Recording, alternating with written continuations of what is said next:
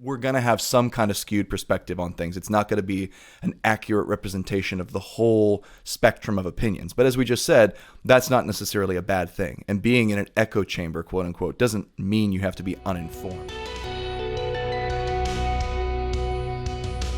I love this first question we got, and it links to several others we've had, as well as some of the interviews that I've done in particular lately. There's one that's coming out on Upstream shortly about social media, and I talked with Trevin Wax about the documentary The Social Dilemma.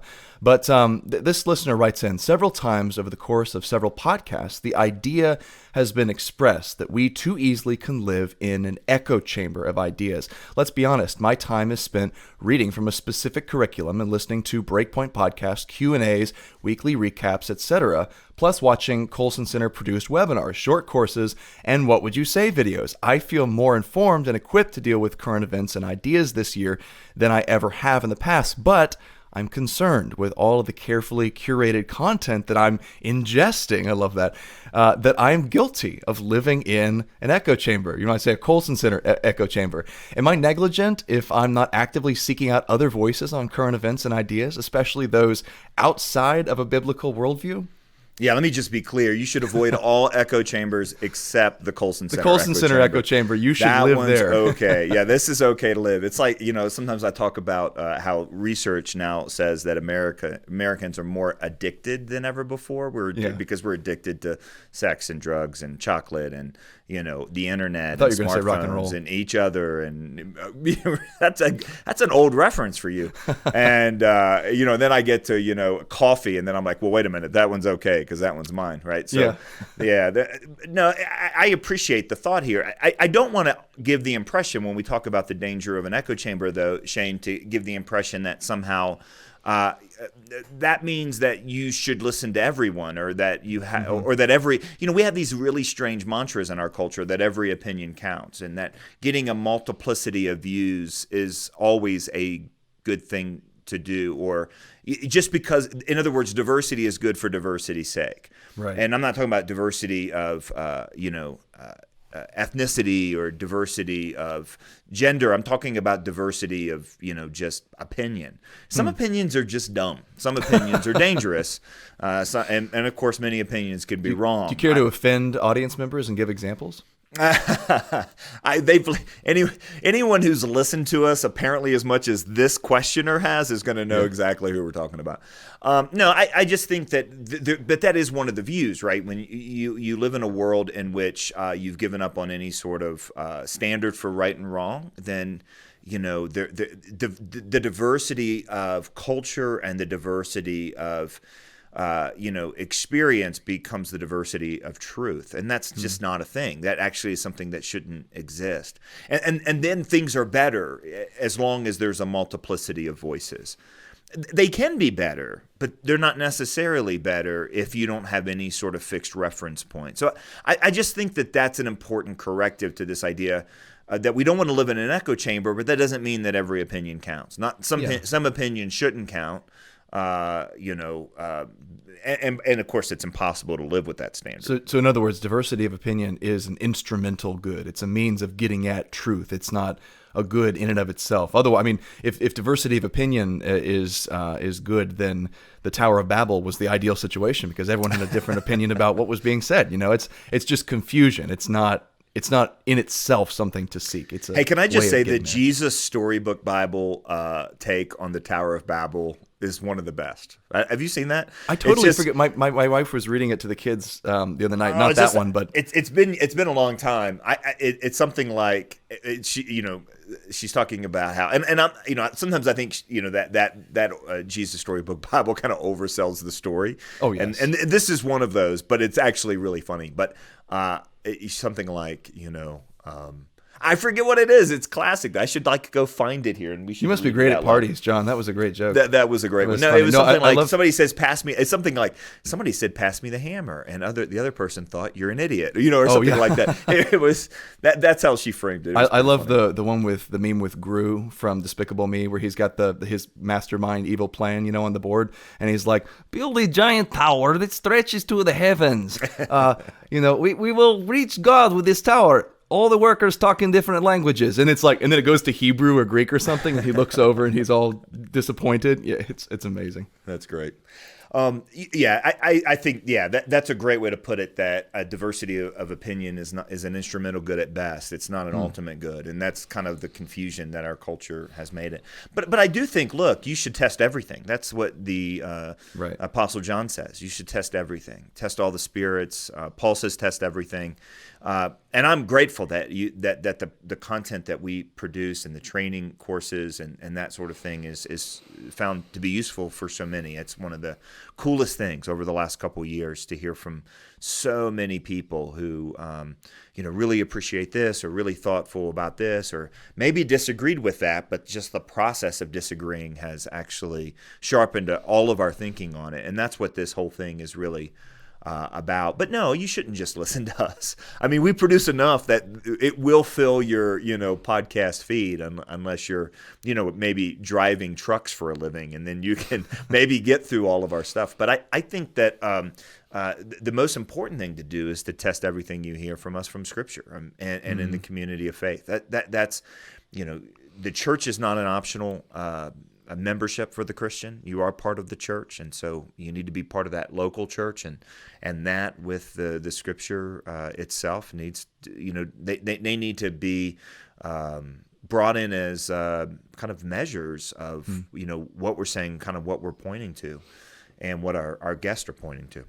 This reminds me a little bit of Carl Trueman's take in Rise and Triumph of the Modern Self, where he says, look, we're in the age of expressive individualism, and we're all expressive individualists, and it's futile to attempt to stop being an expressive individualist. So the best thing you can do is just recognize that's your default setting and move forward on that basis. I think something similar really applies here. We can recognize that, yes, we're in an echo chamber. To some extent, or one extent or another, all of us are in echo chambers. That's just the way the internet curates our existence. That's the way we do it ourselves through what we choose to expose ourselves to, through the conversations we have and the friends we surround ourselves with, the church we go to. We're going to have some kind of skewed perspective on things. It's not going to be an accurate representation of the whole spectrum of opinions. But as we just said, that's not necessarily a bad thing. And being in an echo chamber, quote unquote, doesn't mean you have to be uninformed. There are, echo chambers that will insulate you from the truth, will insulate you from good arguments and criticism against your positions. I like to think that we at the Colson Center don't cultivate one of those types of echo chambers. But there are ways you can counter that and make sure that you're not being deceived by the content you expose yourself to. One of them is, goes back to that old metaphor that preachers love to use of the dollar bills, and how people who are tasked with bankers who are tasked with finding counterfeit dollars don't spend all their time looking at counterfeit dollars. They spend their time looking at the real deal, so they know exactly what it looks like and how all the marks and sort of guarantees in that work together, and then they can recognize the counterfeits immediately. I think that's probably something that as Christians we're doing when we study Scripture, when we ground ourselves in the truth of which we've been convinced and which we were given by the apostles. We're recognizing the real thing such that when we're exposed to something false, we'll be able to say, that's a counterfeit.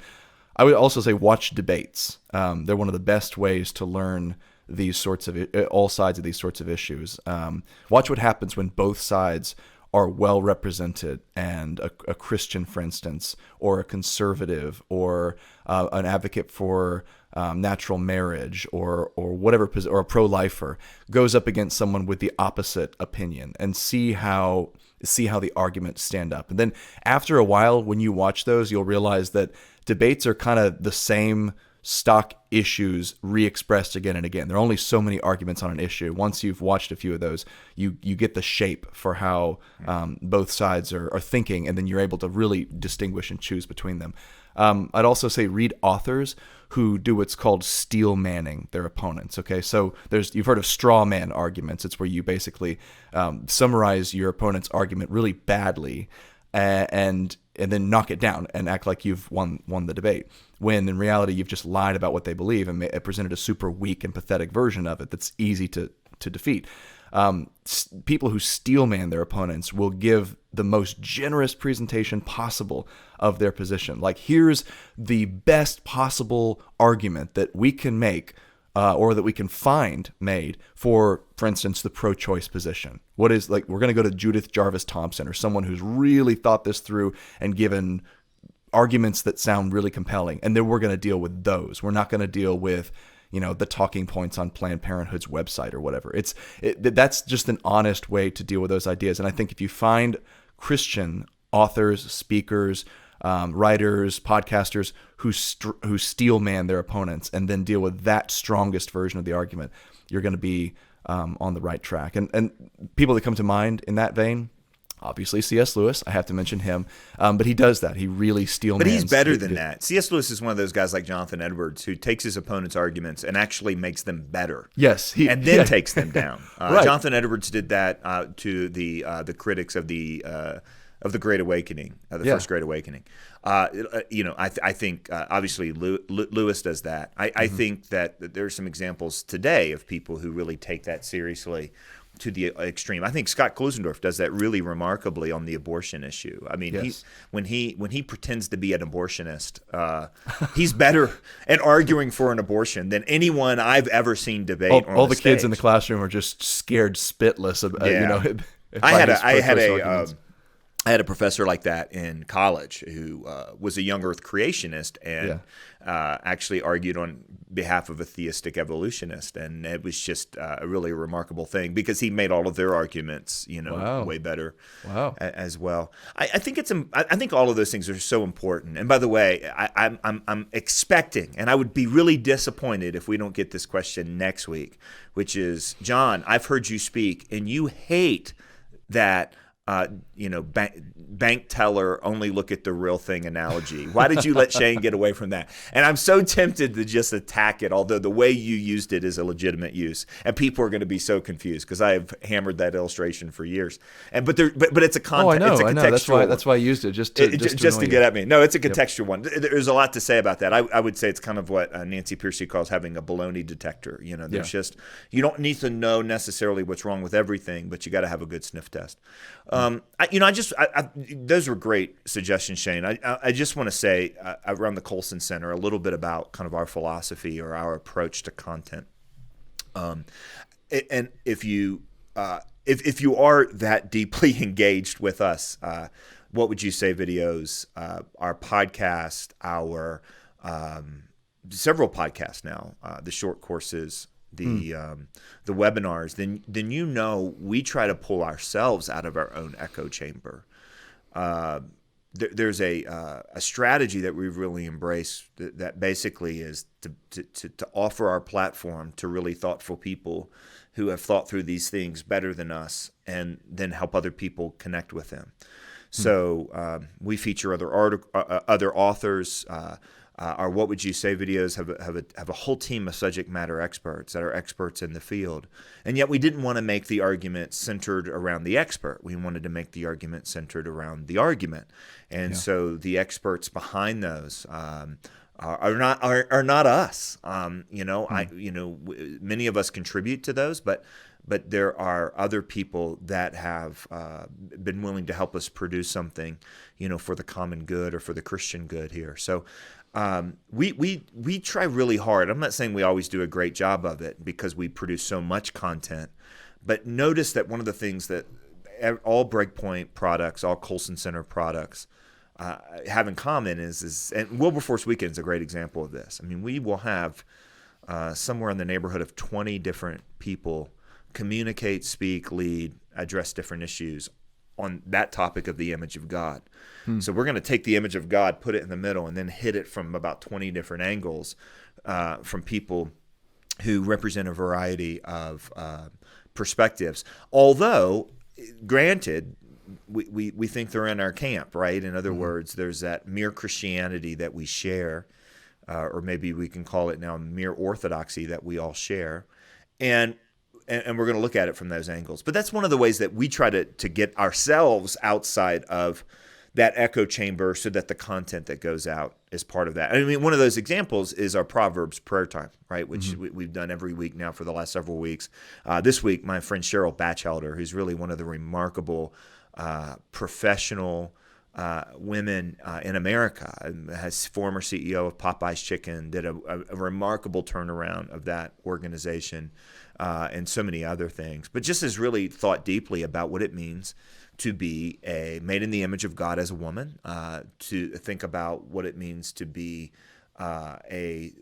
called to this world of being a CEO, the success that they've had.